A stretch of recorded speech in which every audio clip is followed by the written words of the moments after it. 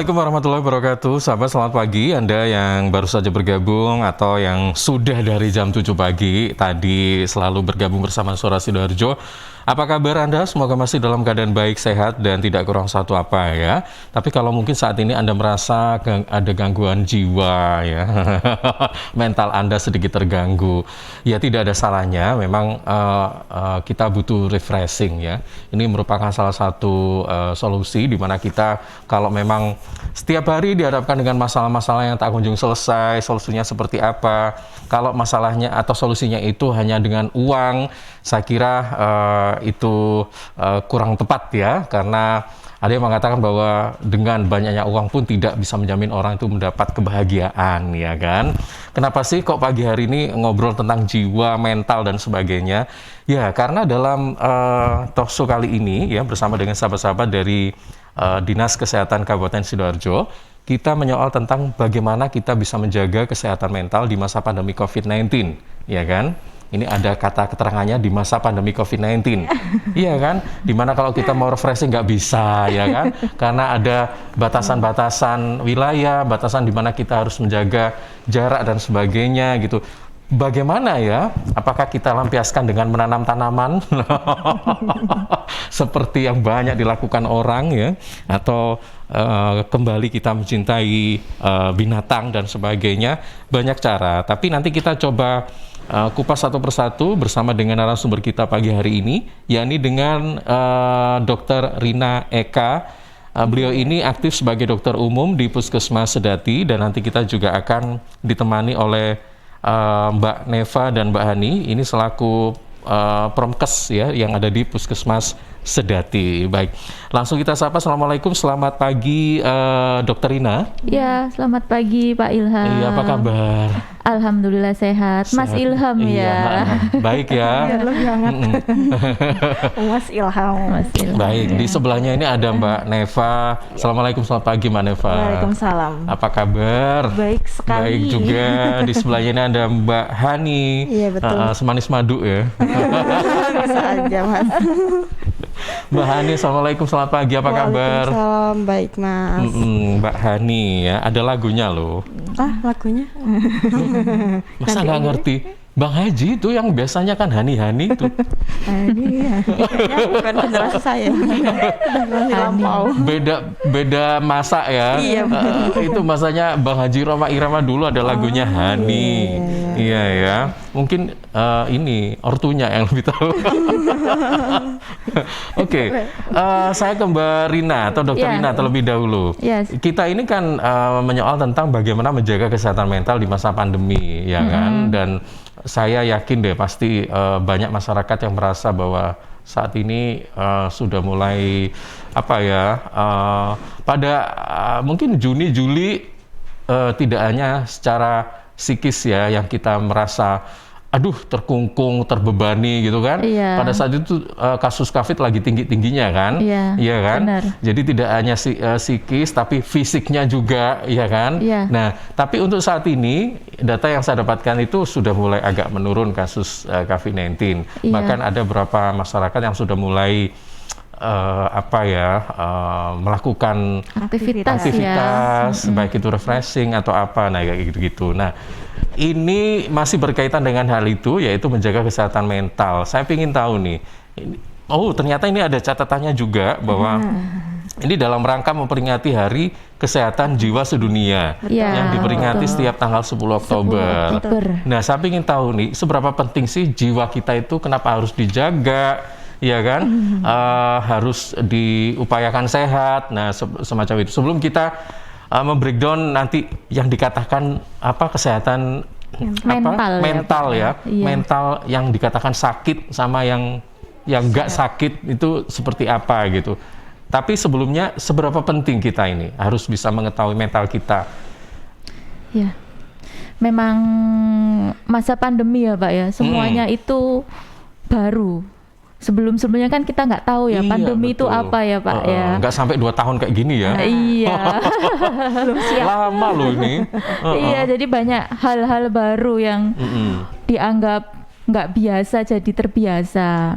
Salah satunya ya ini kesehatan mental. Saya yakin kalau semua orang itu terutama di wilayah Sidoarjo sudah tahu lah tentang protokol kesehatan seperti apa. Cuma kan kadang kita nggak tahu ternyata mentalnya kita juga harus dijaga. Tuh, nah itu yang penting juga. Jadi harus balance, imbang antara mental sama fisik.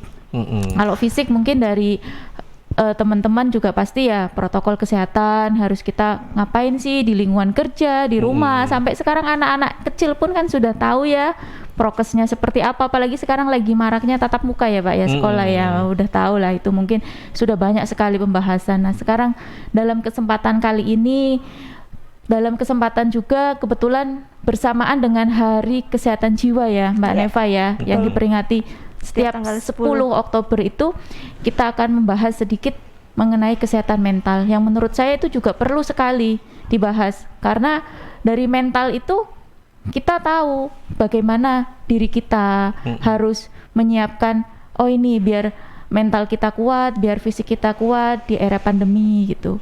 Jadi kalau mental itu kan kita merasa diri kita Pak, diri kita itu berharga enggak dibanding dengan orang lain. Jadi kalau mental kita, saya merasa puas dengan keadaan saya bisa membantu dengan lingkungan sekitar, itu sudah dianggap sebagai mentalnya sudah bagus gitu. Nanti kita sedikit-sedikit akan membahas apa sih sebenarnya mental itu, kesehatan mental itu apa itu. Iya, jadi untuk yang orang dikatakan mentalnya itu sehat, itu memang beda-beda ya. Tadi Dokter Rina menyebut bahwa orang yang memang bisa berbagi kebahagiaan dengan orang lain, itu bisa dikatakan iya, jadi bisa berguna Pak. Jadi berguna, jadi ada definisi sendiri. Kalau untuk definisi sendiri dari WHO, kesehatan mental itu intinya sejahtera. Sejahtera itu kita mampu untuk melakukan kegiatan dengan orang lain seperti apa. Jadi kita mampu bekerja secara produktif, kita mampu membantu orang lain, kita mampu berkembang untuk kegiatan dari kehidupan orang lain. Jadi intinya kita itu care, kita itu care. Kayak pepatah negara Jawa bilang, negara Jawa pada negara luar Dok, mens sana in corpore sano. Jadi di dalam jiwa yang sehat itu pasti ada tubuh yang sehat. Jadi dilihat saja kalau mentalnya saja sudah tidak sehat, bagaimana tubuhnya begitu. Jadi tapi sekarang kebalik loh. Oh kebalik ya Pak ya? Mas Ilham ya. Mas Ilham. Maksudnya Banyak tubuh sehat tapi jiwanya nggak sehat. Bagaimana Mas? Iya bener ya, tubuh fisiknya itu sehat, tapi jiwanya psikopat, tahu nggak? Iya kan? Lebih ahli Mas Ilham seperti itu. Iya ya.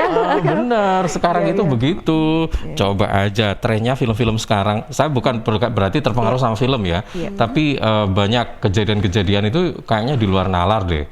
Kadang-kadang itu sampai ada perkawinan sedara lah, kayak gitu-gitu ya, kasus-kasus begitulah. Ini kan itu salah satu contoh bahwa mental atau jiwanya yang memang sakit ya, iya kan? Iya. Tapi tubuhnya meker-meker gitu ya. Kita mana tahu ya. Iya Tapi setidaknya gitu. harus dijaga dua-duanya, betul Iya ya dokter ya? betul. Makanya itu kesehatan mental tuh ya memang perlu sekali ya Pak ya. Makanya kita mulai dari definisi dari kesehatan mental, yaitu menurut WHO itu sejahtera. Sejahtera itu kita mampu memberikan kontribusi di lingkungan sekitar ya. Kita kan mampu, Mas Ilham mampu bekerja, bisa menyiarkan sampai seluruh pelosok Sidoarjo, ya kan berarti mampu berkontribusi di lingkungan. Kita juga mampu beraktivitas, kita mampu dalam diri kita mampu bekerja, kita mampu kita sadar mempunyai kemampuan apa yang ada di diri kita. Nah itu mungkin kalau yang kesehatan mentalnya kurang baik, orang nggak tahu. Nggak tahu kita mampu nggak ya. Kalau kayak maaf Pak, yang di pasien di rumah sakit jiwa kadang kan yang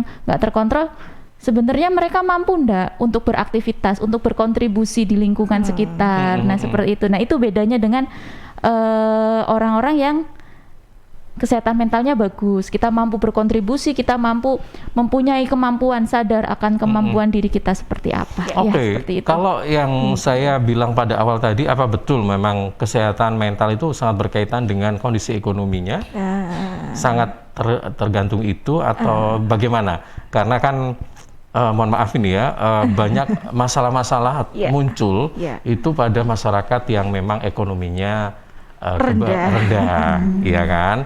Masalah sekolah nggak bisa bayar, kepikiran, ya kan?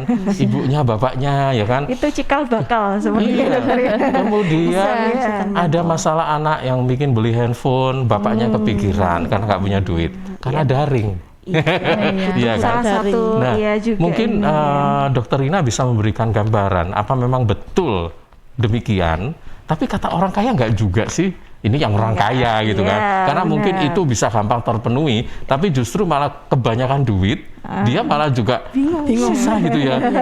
Ini saya meskipun banyak duit kok nggak bisa bahagia kayak orang-orang ya, gimana ya? Nah, bagaimana ini? Itu bagaimana ya? Bahagia coba. itu di mana? Kalau saya ini kan pembahasannya kebetulan pandemi ya Pak ya.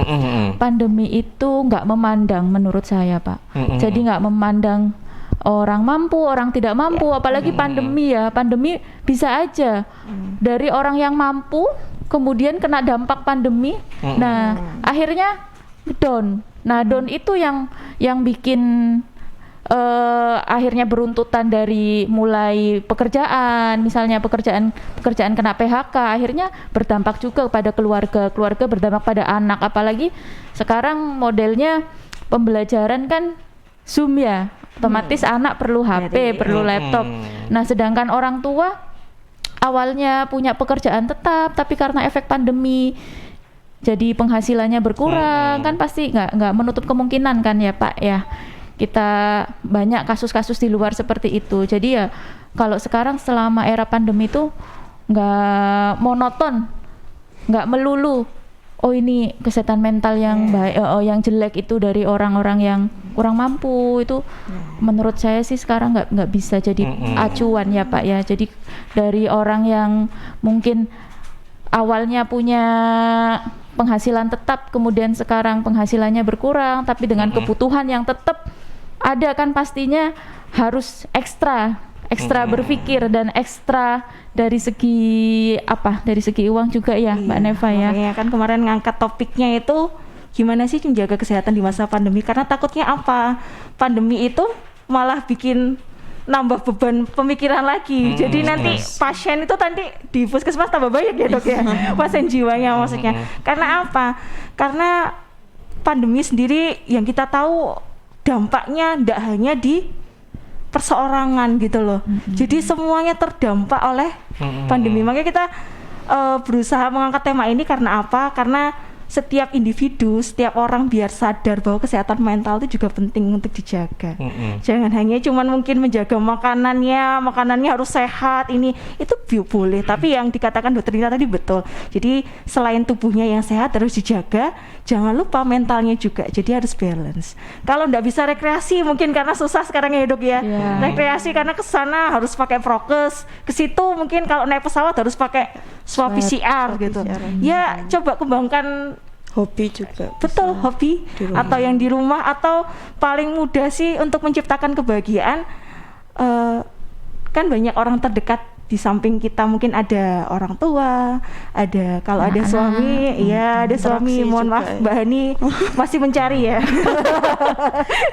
Maksudnya memanfaatkan family time-nya gitu betul. ya. Jadi nggak perlu muluk-muluk juga untuk bagaimana meningkatkan kualitas family time-nya itu sendiri, ya kan? Kalau Mbak Hani ada apa mungkin menanggapi tentang hal ini? Apa ada tanggapan lain mungkin atau masih sama? single? Oh iya. bingung dia kalau di Jawa ditanya tentang family time-nya. Apalagi sama suami, belum punya suami ya soalnya ya. Ya kalau misalnya di masa pandemi kita juga bisa melakukan hal-hal yang positif juga. Misalnya kalau di rumah mengembangkan hobi, atau enggak nonton film di rumah juga bisa, atau enggak sekarang kalau olahraga sepedahan, atau enggak Udah banyak ya lari sekarang ya. Selain sehat, bisa sehat fisik juga sehat mental juga. Oke, berarti kalau saya kaitkan dengan pertanyaan saya, memang untuk mencapai kesehatan mental itu tidak selalu berkaitan dengan uang sebenarnya. Iya, betul. Iya kan, kesimpulannya Iya. begitu. Setuju, Mas Ilham. Karena meraih kebahagiaan pun nggak harus mengeluarkan duit. Iya. Ya, Iya kan? benar.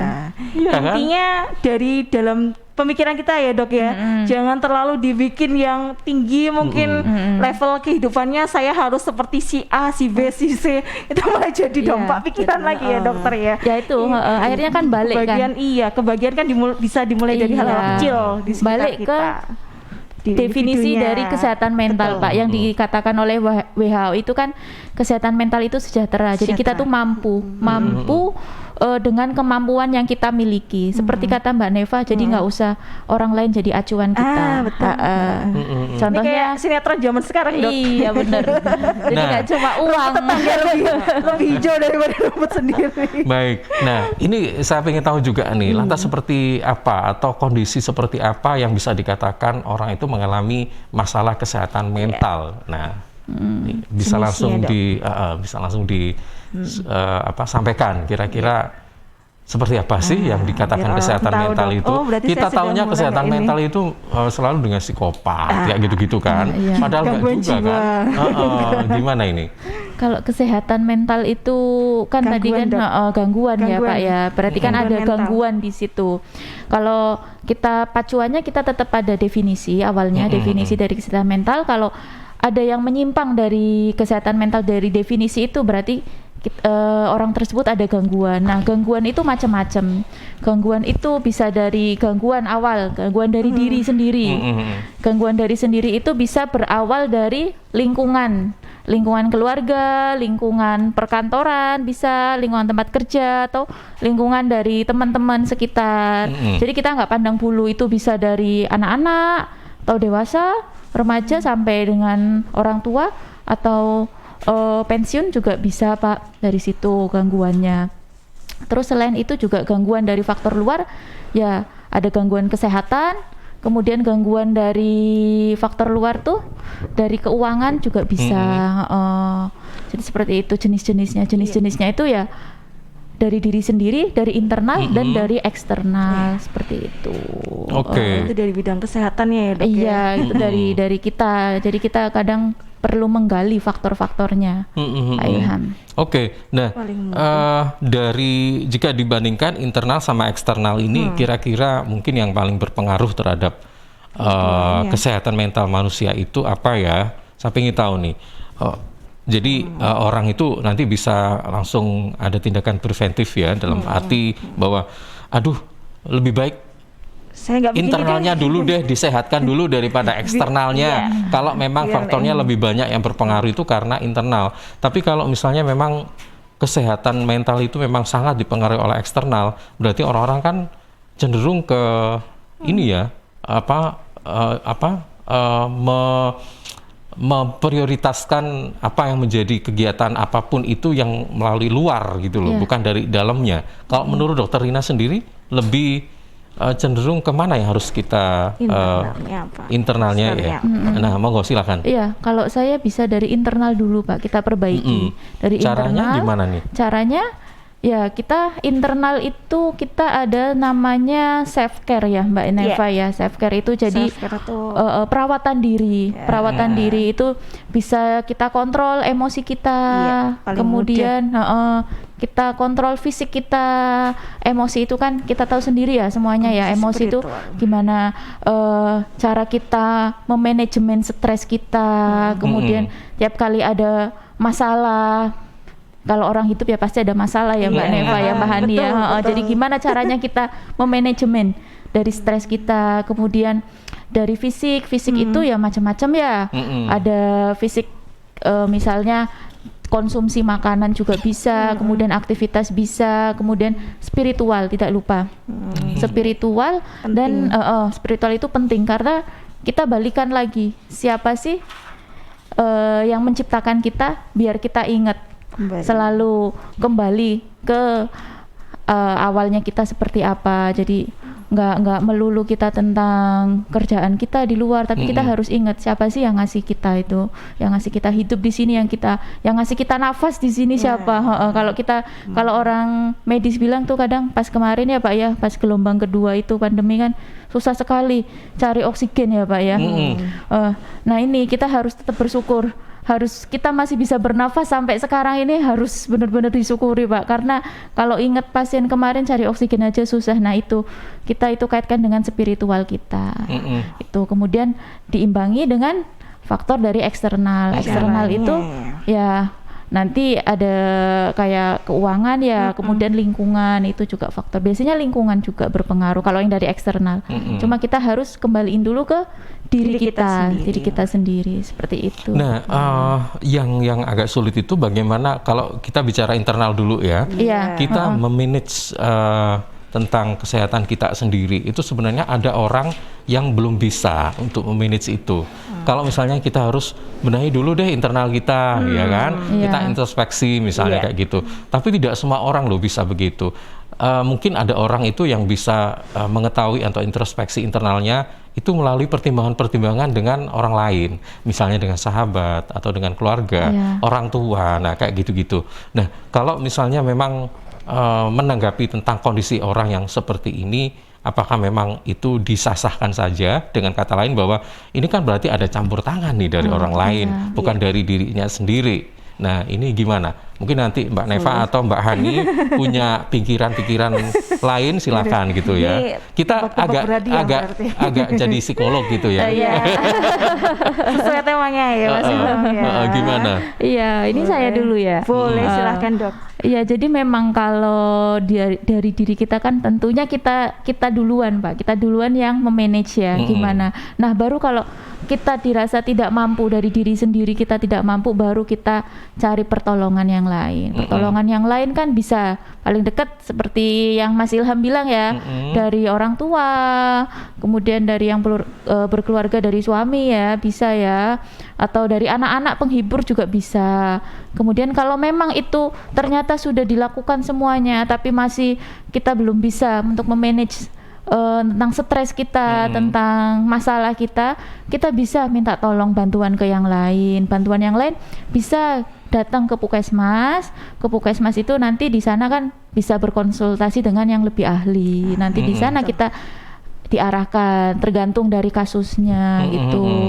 Kalau perlu itu bisa juga sampai ke psikiater atau psikolog gitu juga bisa, kalau memang benar-benar butuh pendampingan untuk suatu penyelesaian masalah seperti itu. Oke, mungkin ada Mbak Neva atau Mbak Hani sama saja. Saya nambahin yang tentang gangguan mental tadi ya. Gangguan mental tuh apa sih maksudnya? Tadi Dokter Rina mungkin sudah menjabarkan tentang kesehatan yang dari faktor internal dan juga eksternal. Kalau saya cuman singkat Mas Ilham, kalau orang sudah terganggu mentalnya, berarti sudah ada yang salah di otaknya ya. Jadi otaknya sudah bermasalah. Contoh paling mudah saja, ketika seseorang ini ada masalah, dia mencoba mengurung diri, tidak mau ditemui oleh siapapun, itu sudah termasuk juga gangguan mental. Lah, kembali lagi caranya bagaimana? Yang paling mudah ya self care. Kita paham diri kita paham bagaimana situasi mental kita. Jadi misalkan nih Mas Ilham contohnya nih, saya mudian nih ya, saya mudian. Kalau misalkan ada masalah, sudahlah saya memang mengurung diri dulu. Tapi kan tidak lama-lama. Ketika kita tahu bahwa oke, ternyata salahnya di sini, oke kita kembali ke teman kita lagi. Jadi yang jenengan bilang tadi Mas Ilham bahwa bagaimana kalau dengan teman itu termasuk self care juga. Jadi self care itu ada banyak. Jadi ada yang dilihat dari kondisi fisik kita sendiri, kondisi mental kita sendiri, dan juga sosial. Dukungan sosial itu juga termasuk self care. Berarti kita menghargai apa? Menghargai orang di sekitar kita. Jadi sosial itu juga sudah termasuk cara kita, maksudnya sosial untuk sosialisasi dengan kawan ya, maksudnya ya. Itu juga termasuk cara kita untuk menjaga kesehatan mental kita. Kayak kita nih contohnya nih, makanya berangkat ke sini tadi sweet-sweetan dulu Mas Ilham. Ini berapa orang yang berangkat? Oke, berangkat semua gitu. Jadi sedikit bahagia kan ya dokter ya. Dokternya diajak, monggo Mbak Hani. Mbak Hani nih dari generasi milenial mungkin Iya, ya. generasi milenial nih. Cara mengatasi tingkat gangguan mental dan stresornya mungkin lebih mudah. Sebentar, kalau untuk Mbak Hani, pertanyaannya itu beda. Khusus ya. Iya, beda. Mbak Hani pesan WO di mana? Mau pesan WO di mana? Belum kepikiran. Wedding organizer. Bukan Iya kan? WHO ya, WO. WO. Hanya hilang. Gimana Mbak? Ada pendapat lain? Enggak, sama aja sih. Sama Saya aja mikirnya ya? juga sama kayak dokter Rina tadi. Oke, baik. Jadi gini, oke lah, berarti keterlibatan teman dalam menyelesaikan suatu masalah itu penting karena tidak semua orang itu bisa memaintain dirinya sendiri. betul. Jadi kalau misalnya tadi menurut Mbak Neva juga Dokter Rina bahwa dukungan teman ini juga termasuk salah satu solusi yang bisa memberikan untuk semangat self-care. agar self-care tadi Iya, gitu ya. Tapi begini, masalahnya itu apakah tidak semua teman itu gini loh. Apa betul semua anjuran dari teman itu memang harus kita ikuti? Kadang teman itu ada yang menjerumuskan, ya kan? Ada yang, nah kita itu memilah-milahnya bagaimana?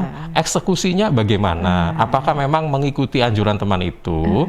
Atau berdasarkan apa yang menjadi keyakinan kita sendiri? Curhatnya Mas kayak Ilham ini dok sepertinya. Iya, iya kan? Banyak sepertinya temannya Mas Ilham. Mungkin gimana ini? Apakah porsinya 50-50?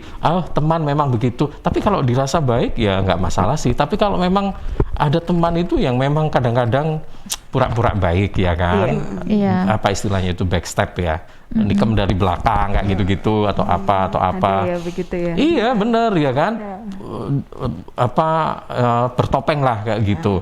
Padahal itu justru, kamu harus begini, langkah ini loh lebih baik, opsi A ini yang kamu lakukan. Tapi justru itu malah merusak si jiwa anak ini sendiri sebenarnya.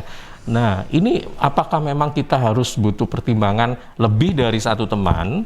Nah, kayak gitu sehingga kita bisa mengkomparasikan, membandingkan kira-kira mana yang harus kita ikuti ya, atau kita kembali ke hati nurani kita sendiri. Udah deh, si A si B ini apa sih? Wis aku sendiri aja deh. Nah, kayak gitu atau gimana nih? Iya, kalau ya itu balik lagi ke self care ya Pak ya, Pak Mas Ilham. Iya. Aduh saya lupa terus manggilnya Pak terus.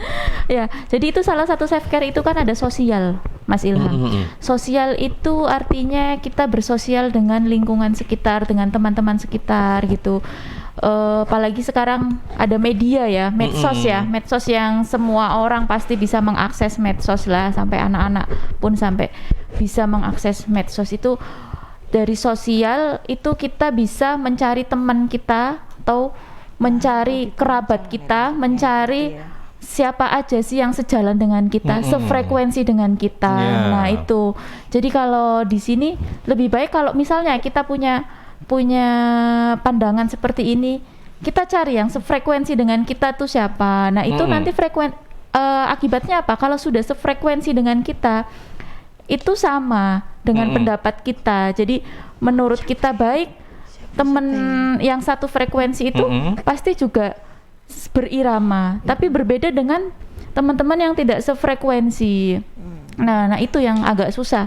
Kalau kita mencari teman yang sefrekuensi atau tidak sefrekuensi itu yang agak susah. Balik lagi nanti ke diri kita. Gimana caranya kita mencari teman yang sefrekuensi? Ya kita balik ke kita tuh punya pandangan seperti apa sih? Dia punya pandangan seperti apa gitu. Nah, kalau seenggaknya itu baik, ayo kita jalan bareng-bareng. Kalau misalnya nggak baik, kita bisa milih-milih lagi. Nah, pilih-pilih lagi itu. Jadi intinya kayak lingkaran muter, Pak. Nanti ada kaitannya dengan spiritual juga, seperti itu ya. Oke, baik. Kalau self care ini ada emosional, fisik, sosial, dan spiritual ya. Sosial ini termasuk lingkungan kan ya, lingkungan, tetangga, sahabat, keluarga, tetangga, betul. intinya orang lain yang ikut. Nah nanti kita akan coba gali ini, kemudian saya ingin tahu juga nih ya, menjaga kesehatan mental ini apakah juga berpengaruh terhadap makanan yang kita konsumsi?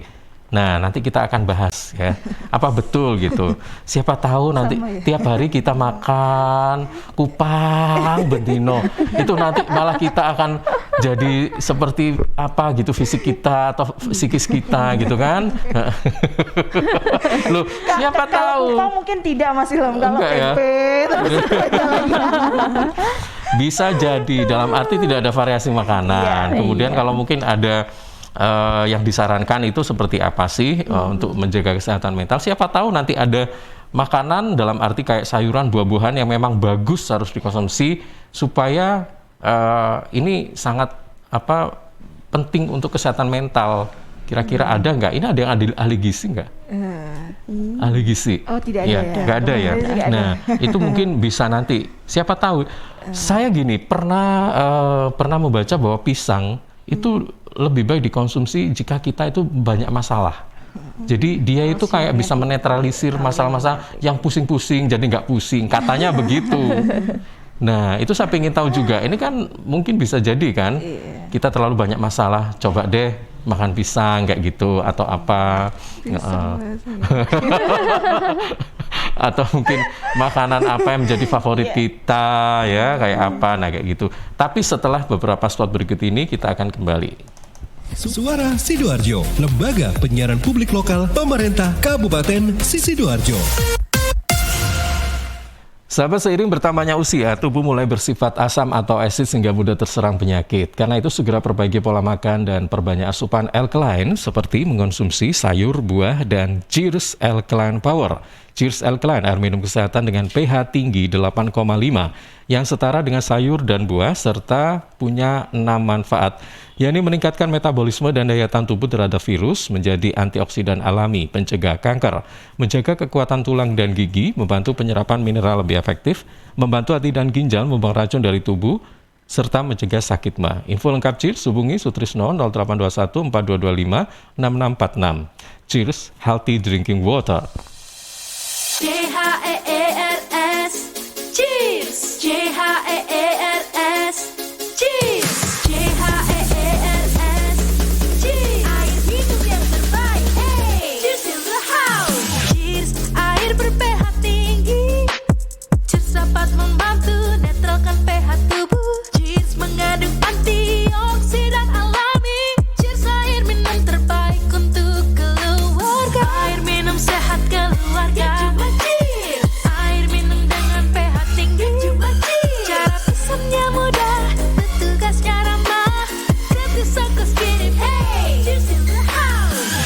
Untuk pemesanan via WhatsApp di nomor 087777243377. Gratis ongkos kirim. Cheers in the house. Untuk wilayah Sidoarjo dan sekitarnya bisa menghubungi Depo Candi di 0821 4225 6646 0821 4225 6646.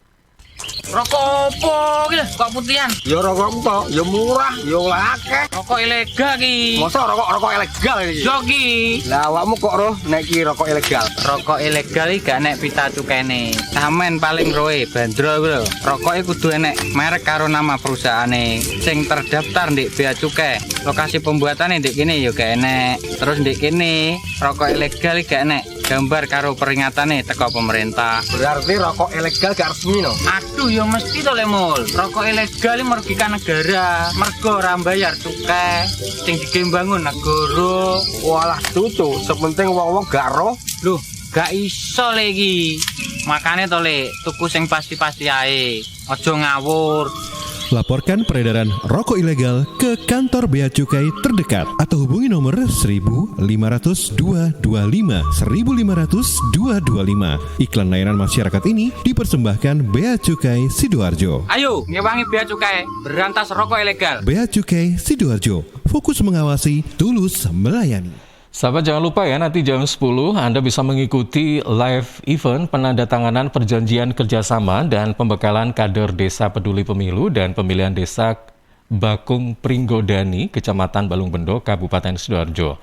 Sekali lagi jam 10 Anda bisa menyaksikannya di YouTube Suara Sidoarjo Channel, dihadiri oleh Arif Budiman, anggota KPU RI, Ahmad Butor Ali, Bupati Sidoarjo, Forkopimda, serta Ketua dan anggota KPU Provinsi Jawa Timur, juga Ketua dan anggota KPU Kabupaten Sidoarjo dan relawan Desa Peduli Pemilu serta Pemilihan. Sekali lagi jangan lupa Anda bisa menyaksikan live di YouTube Suara Sidoarjo Channel. Informasi ini dipersembahkan oleh Komisi Pemilihan Umum Kabupaten Sidoarjo didukung LPPL Suara Sidoarjo. Muka kamu selalu cerah ya? Ah masa? Apa sih rahasianya? Pasti jalanin pola hidup sehat deh. Selain gaya hidup sehat, aku pakai skincare dari Venus. Kulit wajah tampak lebih cerah loh. Oh ya? Iya, pakai deh Venus Facial Wash. Sabun pembersih wajah yang cocok untuk semua jenis kulit. Oh, ya? Venus Facial Wash juga mengandung wakamin dan aquacaptin yang membersihkan wajah dari kotoran, melembabkan kulit, dan menyegarkan sehingga wajah tampak lebih cerah. Kalau bedak pakai apa? Apalagi pas kena sinar matahari. Buat bedak, kamu bisa pakai Venus Two Way Cake. Bedak padat dengan paduan foundation untuk menyempurnakan make up. Mengandung SPF 18, chamomile oil, dan vitamin E yang bisa melindungi kulit wajah dari sinar matahari. Begitu, mau coba ah. Jangan lupa sama Venus skincare lainnya. Cleansing, face toner, dan hand body milk. Venus, melindungi cantikmu kini dan nanti. Dari Kimia Farma. Ya, sahabat khusus warga Jawa Timur, ada kabar gembira untuk Anda yang punya kendaraan bermotor. Sesuai keputusan Gubernur Jatim tahun 2021 nomor 188/151 tentang pemutihan dan insentif pajak daerah untuk warga Jawa Timur. Diberlakukan pemutihan bebas denda PKB dan BBNKB dan bebas BBN kedua dan lain-lain. Insentif pajak 20% untuk kendaraan roda 2 dan 3, serta 10% untuk kendaraan roda 4 atau lebih. Manfaatkan juga dan menangkan hadiahnya senilai Rp30 juta berupa tabungan umroh tahap 2 untuk 15 pemenang, mulai 9 September sampai 9 Desember 2021. Pemutihan dan insentif pajak daerah untuk warga Jatim bisa membayar melalui e-Samsat, Link Aja, GoPay, Alfamart, Alfamidi, Indomaret, Tokopedia, Gria Bayar BTN, dan Pos Indonesia. Info lebih lanjut hubungi kantor bersama Samsat Sidoarjo Kota. Informasi ini dipersembahkan oleh kantor Samsat Sidoarjo.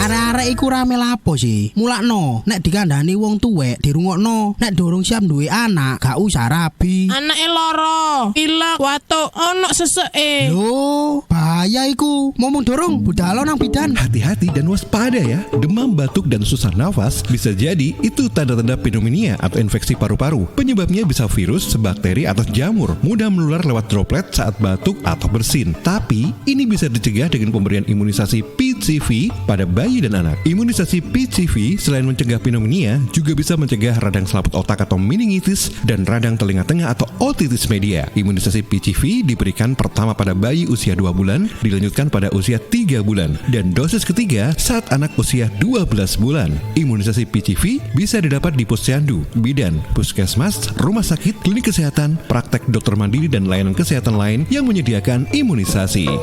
Lapo guyu-guyu dewe? Putune wis sehat, Cak. Wis diimunisasi PCV pisan. Seneng aku. Gak pengen ngeramut bayi maneh ta? Ayo tak gaweno. Iklan layanan masyarakat ini persembahan Dinas Kesehatan Kabupaten Sidoarjo. Victory! Yeay, turret musuh hancur. Menang lagi. 1 match lagi lah. Haha. Le, kamu tuh tahun depan masuk SMA. Masa main terus? Kapan belajarnya? Iya, Mak. Sebentar lagi. Mumpung stay at home nih. Loh, justru kalau stay at home harus tetap rajin belajar dong. Bosen mah belajar gitu-gitu aja. Kalau mau lihat buku lain atau coba-coba latihan soal, harus beli lagi. Nih, coba ya, mana-mana smartphone kamu. Buka Indium Study di browser. Dengan 10.000 aja, kamu dapat mengakses buku pelajaran, tryout, dan video tutorial menggunakan laptop maupun smartphone. Lengkap dari tingkat SD, SMP, sampai SMA. Oh iya bener mah. Kayak harga bakso aja ya. Pas buat aku untuk persiapan masuk SMA tahun depan. Perlu banyakin latihan soal nih. Nah, pinter. Belajar yang rajin ya. Wujudkan bersama IndiHome. Suara Sidoarjo, lembaga penyiaran publik lokal pemerintah Kabupaten Sidoarjo. Terima kasih sahabat, Anda masih bersama kami, masih bersama dengan sahabat-sahabat dari Dinas Kesehatan Kabupaten Sidoarjo. Kali ini bersama dengan sahabat-sahabat dari Puskesmas Sedati ya. Ada Dr. Rina Eka dan ada juga Mbak Neva dan Mbak Hani. Kita masih berbicara tentang menjaga kesehatan mental di masa pandemi COVID-19. Nah, sebelum kita menyebutkan beberapa pertanyaan yang sudah masuk. Saya coba ini buka ini pertanyaan saya yang berkaitan dengan apa betul bahwa makanan juga termasuk salah satu hal yang bisa mempengaruhi kesehatan mental seseorang begitu. Gimana ini? Ya bisa Pak. Kalau ditanya apa betul makanan bisa mempengaruhi, saya jawab bisa. Bisa karena kandungan di dalam makanan itu kan makanan atau sayur-sayuran atau buah-buahan itu kan macam-macam ya. Kalau sekarang sih teman-teman juga bisa lihat sendiri, sumbernya banyak sekali, bisa googling sendiri, bisa browsing sendiri kandungan, pengen cari kandungan pisang ya seperti yang tadi Mas Ilham bilang tuh apa, kita bisa cari sendiri. Tapi tentunya kita juga cari dengan dipilah-pilah ya, jangan asal ngambil, asal comot istilahnya terus kita cerna, enggak ya, kita harus, medsosnya kan sekarang banyak sekali ya, jadi kita harus cerna satu-satu sumbernya dari mana, kita perhatikan dari sumbernya valid enggak atau cuma dari apa sih namanya, dari asal kopas aja. Nah ini kalau saya sih prinsipnya makanan itu ya mempengaruhi kesehatan mental ya. Jadi prinsipnya apa yang kita sukain kita makan Pak, tapi dengan melihat kondisi fisik kita. Contohnya misalnya ada orang yang kena diabetes, kena kencing manis, nah itu kan pantangan ya untuk makan yang manis-manis. Nah sedangkan pengen makan yang manis, tapi begitu kita makan yang manis dengan kondisi ada riwayat penyakit diabetes, tentunya nanti gula darahnya akan naik. Jadi harus makanan apa aja yang kita sukain boleh, bisa mempengaruhi kesehatan mental, bisa, karena dengan makanan yang kita sukain otomatis imun kita bahagia, kita senang dengan makanan itu, otomatis imun kita naik. Tapi ya dilihat lagi dengan kondisi fisik kita. Betul. Punya riwayat seperti apa. Kita senang makan pedas, kembali lagi lagi ya, ternyata kita punya riwayat begitu makan pedas habis itu mahnya kambuh, otomatis kita nggak bisa, habis kambuh kan ya sudah nyeri perut, kita cuma bisa di kamar aja, di tiduran aja, otomatis mental kita juga down lagi. Jadi makanan apa aja boleh selagi kita nggak ada pantangan terhadap suatu jenis makanan karena kondisi penyakit tertentu, seperti itu. Oke, dan mungkin juga jangan terlalu berlebihan kayak ya. Iya, oke, betul, baik. Mas Ilham. Berlebihan tidak baik. Iya betul. Oke, ini ada, kalau kelebihan bisa di-share ke sini. Iya, saya ke kelebihan apa ini? Iya, Mega, kamu kelebihan pertanyaan, silakan. Kalau mau disampaikan. Kalau saya kelebihan berat badan, saya juga sama kayaknya sama. Silakan. Iya, ini ada pertanyaan yang masuk melalui media sosial dan juga WhatsApp redaksi. Kalau di Twitter ini ada @liana_amalia. Dok, apakah ada terapi khusus untuk mengidap mental illness pada ibu melahirkan yang terkena baby blues, terutama di masa pandemi saat ini? Ada pakarnya ini Mbak Neva ya. Kalau dari di Instagram @rotul, Dok, apakah insomnia yang berkelanjutan yang dibarengi dengan turunnya nafsu makan karena terlalu banyak tekanan dan pikiran termasuk salah satu gejala terganggunya kesehatan mental? Ini ada yang masuk dari sahabat Suara Sidoarjo juga melalui WhatsApp. Assalamualaikum, saya Saiful Rizal dari Sedati. Dapat nomor ini dari Instagram Puskesmas. Boleh saling save dokter untuk menambah pertemanan dan menyambung silaturahmi. Serta untuk pertanyaannya mungkin ini mengenai tips untuk menjaga mental di tempat kerja yang sangat banyak tekanan dan deadline. Terus lanjut ya. Ini ada Cita Edena Celep. Dok, saya mahasiswa akhir yang sedang menyusun skripsi. Terkadang saya merasa tidak mau berinteraksi, tidak mau berbicara, sering menangis di malam hari, insomnia, dan cenderung membenci orang-orang di sekitar. Apakah ini tanda-tanda kesehatan mental saya terganggu ya? Dan baiknya seperti apa? Kalau yang terakhir ini ada Syafira di Buduran.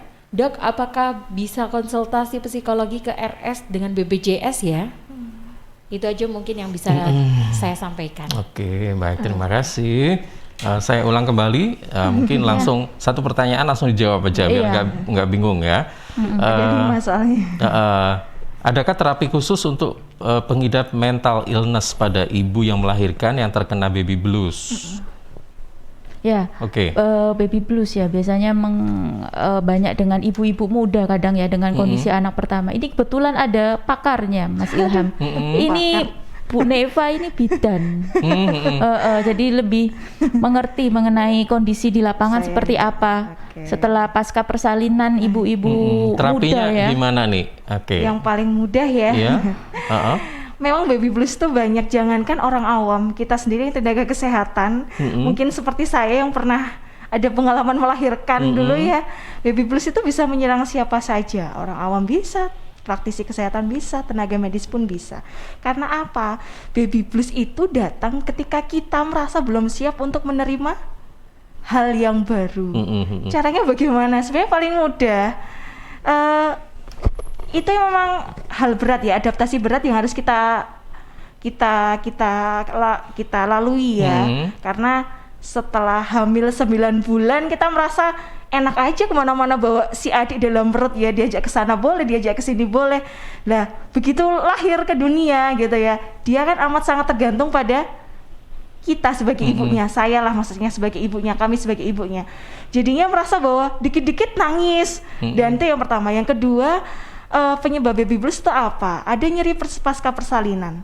Saya tidak menyebut itu baik yang lahir secara normal, spontan, maksudnya kalau dalam tenaga kesehatan atau secara sesar.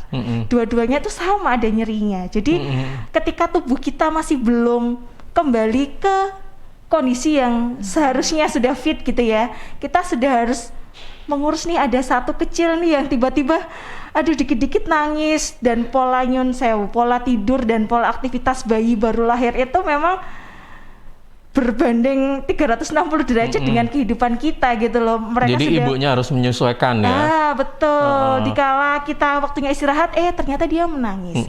Kembalikan Bu, kembalikan ke diri kita sendiri. Ingat panjenengan tidak sendirian ya. Pada ibu siapa tadi ya, lupa saya ya. Ibu tidak sendirian. Ada mungkin kalau misalkan tidak ada keluarga, ada suami. Mungkin kan kalau sudah ada rumah sendiri, cuman ada suami ya. Dan pastikan suaminya juga mendukung. Ya. Saya takutnya begini nih, suami sudah capek kerja di luar, pulang-pulang dikomenin istrinya begitu, malah bilang saya juga capek. Itu jadi beban moral tersendiri. Makanya begitu ada beberapa negara di luar juga kan sudah ada yang namanya cuti untuk ayah. Itu sebenarnya juga perlu, karena apa? Karena di saat ibunya itu belum siap untuk kan mengelola diri sendirinya kan juga sudah berat ya, ada nyeri pasca persalinan, mungkin merasa ada orang kadang tetangga atau yang bilang tubuh belum kembali seperti awal gitu, sekarang tambah gemuk sekarang ini, ASI belum keluar, itu menjadi beban mental lagi. Alangkah lebih baiknya jika ayahnya itu stay di rumah. Jadi saya sih setuju kalau misalkan ada wacana di Indonesia cuti untuk ayah, gimana Dok? Boleh. Iya, jadi si ayah ini juga harus jadi suami siaga gitu kan. Jadi suami siaga, jadi tidak hanya intinya apapun udah konsekuensi ya kan. Kita udah konsekuensi nikah, udah kemudian punya anak, kemudian jadwal tidurnya berubah. Nah ini yang harus disadari kayak gitu kan. Oke, baik, terima kasih. Kemudian pertanyaan selanjutnya, apakah insomnia yang berkelanjutan yang dibarengi dengan turunnya nafsu makan karena terlalu banyak tekanan dan pikiran termasuk salah satu gejala terganggunya kesehatan mental? Ya, itu kalau dilakukan secara terus-terusan, Pak. Nah, itu bisa berkelanjutan sampai ke gejala mental, kesehatan gangguan mental. Ya, dokter, bisa. ya? Nah, itu makanya kita perlu lagi yang balik lagi ke self care tadi. Jadi jangan sampai dari insomnia kan otomatis kita susah tidur ya. Terus begitu siang kalau kita ada kerjaan ternyata ada banyak tugas-tugas, akhirnya kan kita nggak fokus. Nah, nggak fokus akhirnya bisa menurunkan nafsu makan, ya nanti aja makannya. Nah, itu kalau dilakukan secara berkelanjutan itu bisa mempengaruhi kesehatan mental. Jadi memang harus istilahnya di-cut, jangan sampai berterus-terus. Berterus-terusan seperti itu sama. Terus insomnia. Ini kayaknya pertanyaan nomor 3 juga ya, Dok, nomor ya. berapa ya tadi kerja. ya? tekanan kerja dan deadline ya caranya ya Pak ya langsung lanjut aja ya, Mas Ilham ya. Ada tekanan tadi pertanyaan nomor 3 kalau nggak salah ada bagaimana caranya dengan tekanan kerja yang berat sama dengan deadline yang banyak ya. Yaitu kita balik lagi, kita harus deadline-nya ini tanggal berapa? 5 hari lagi harus. Sebaiknya kalau kita bisa kerjakan saat itu ya sudah dikerjakan aja, nyicil istilahnya. Jadi jangan sampai pas deadline numpuk-numpuk akhirnya waktunya kita istirahat nggak ada waktu untuk istirahat. Otomatis kita siangnya atau paginya dengan aktivitas kita yang tetap kita nggak fokus karena kita kecapean semalamnya, tidurnya kurang puas. Nah itu kan salah satu, tidur kurang puas juga ya mempengaruhi salah satu dari self care juga. Akhirnya ya balik lagi ke self care-nya kita seperti apa, seperti itu. Baik, kemudian ini tentang yang tadi mahasiswa semester akhir terkadang ini dia tidak mau interaksi, tidak mau berbicara, sering menangis di malam hari ya. Mungkin melihat makhluk astral kali ya. Kasat mata makhluk kasat mata. Atau gimana ini ya, saya jadi heran ini, mahasiswa tapi kok sering menangis di malam hari. Silakan Mbak Hani. Silakan. Ini fresh graduate soalnya. Jadi itu juga mungkin ya. Masih anget-angetnya. Itu juga pernah ngalamin skripsi juga ya. Mungkin gimana? Mungkin bisa sharing sama teman-temannya mungkin ya. Berinteraksi sama temennya, saling sharing. Kamu kayak gimana gitu sih sebenarnya. Kalau dikerjain nggak boleh.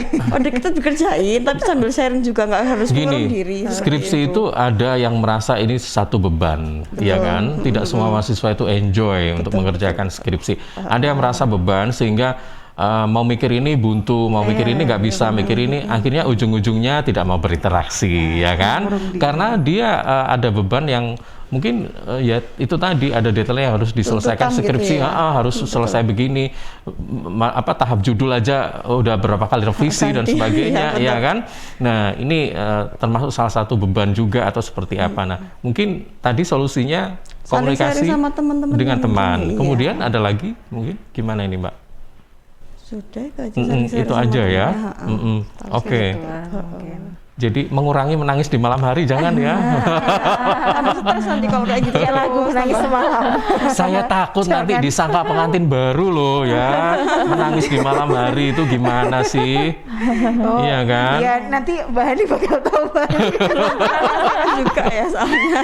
Mbak Hani masih bingung tadi. Maaf ya, ini arahnya jadi belok-belok gitu, zigzag temanya. Iya, gara-gara menangis di malam hari itu ya. Kemudian ini terakhir ya, tentang apakah konsultasi psikologi di rumah sakit bisa dengan BPJS? BPJS, iya. Dulu ya, Dok, ya. Soalnya BPJS itu kan memang hampir semua ya, Mas Ilham ya sekarang setiap masyarakat, apalagi wilayah Sidoarjo ya, hampir semua memiliki BPJS baik yang dari swasta maupun dari pembiayaan ya pemerintah ya. Nah kalau BPJS itu kan melalui Vaskes Mas Ilham tingkat 1. Jadi kalau orang mau pakai BPJS itu harus ke Puskesmas dulu. Nah dari Puskesmas itu nanti kita ada bikin rujukan, tapi tentunya dengan ada ketentuan, ada syarat dan ketentuannya. Jadi nggak di situ. Tapi sebenarnya bisa ya. Sebenarnya kalau kita lihat dulu Mas Ilham, dokternya yang menentukan dia memang perlu untuk dirujuk atau tidak. Seperti itu. Jadi memang nggak semua saya punya BPJS saya bisa berobat di rumah sakit karena memang ada ketentuannya sendiri dan di situ ya nggak tebal sekali bukunya. Jadi ada beberapa memang yang bisa kita rujuk dan bisa yang harus kita tanganin di situ di Puskesmas, di Vaskes 1 ada berbagai jenis-jenis penyakit ya yang ada daftarnya, memang kita bisa harus diselesaikan di Vaskes 1. Nah, kalau ada yang mau misalnya konsultasi psikolog itu kan kita cari dulu, nggak melulu tentang siapa tahu ternyata dia ada riwayat sakit tertentu. Nah, kita diobatin dulu. Kita obatin tentang sakitnya. Makanya saya arahkan monggo silakan kalau dari kami ya dari medis ya bisa tergantung Vaskesnya dari mana. Misalnya teman-teman di rumah yang Sedati ya bisa Vaskes Sedati bisa ke Puskesmas Sedati seperti itu. Intinya silakan berkonsultasi dulu di Vaskes tingkat 1 di Puskesmas. Iya.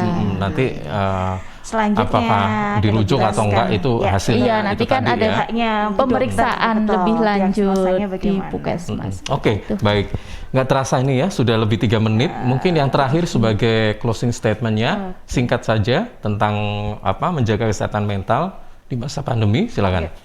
Ya, jadi intinya dari pembicaraan kita hari ini ya, menjaga kesehatan mental itu bisa dari diri kita sendiri. Mulai kita dari jaga diri dari emosi kita, kemudian dari fisik kita, kemudian dari sosial kita, dan yang terakhir bisa merangkum semuanya dari spiritual. Jadi intinya 4 item itu harus kita jaga. 4 item itu saling berhubungan satu sama lain. Bisa spiritual dulu, kalau saya mungkin lebih setuju spiritual dulu untuk yang pertama ya, karena kita setiap orang kan punya kepercayaan ya masing-masing ya, punya agama masing-masing. Jadi spiritualnya dulu kita perbaiki hubungan kita dengan Tuhan kita, kemudian kita perbaiki hubungan sosial kita, kemudian dari diri kita, dan tentunya fisik kita dari makanan, dari manajemen tidurnya kita, itu seperti itu. Oke, baik. Oke, ada tambahan? Mbak Neva, Mbak Saya cuma Hani? nambahin sedikit aja. Cara menjaga kesehatan yang mental yang paling penting ya self care. Ya, kalau misalkan Anda menghargai diri Anda sendiri, nah Anda jangan lupa untuk menjaga diri juga. Jadi self care. Dan tidak lupa juga kita ngucapin hari kesehatan mental sedunia. Kesehatan Oke, jiwa. setiap tanggal 10 Oktober ya. Iya. Oke, baik, terima kasih Dokter Rina, Mbak Neva, Ya. juga Mbak Hani. Ya, Semoga apa yang kita bicarakan saat ini bermanfaat untuk semuanya ya. Amin. Baik, selamat pagi dan assalamualaikum warahmatullahi wabarakatuh. Waalaikumsalam warahmatullahi wabarakatuh. Yes.